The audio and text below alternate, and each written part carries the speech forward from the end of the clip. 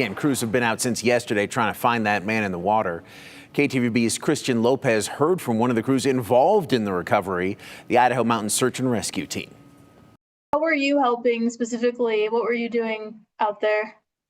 What we did today is we set up a rope system that spanned boat from one side of the river to the other.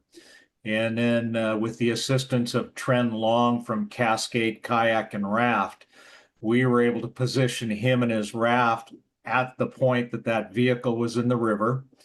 And he was able to attach some straps that were ultimately used by a tow truck that was able to bring that vehicle out of the water. How many people were helping with this recovery? I think we had about 17 from our team. And then there were 3 or 4 from Cascade Raft and Kayak. And then again, we had some law enforcement personnel that were there to assist, as were a couple of members from Valley County Search and Rescue.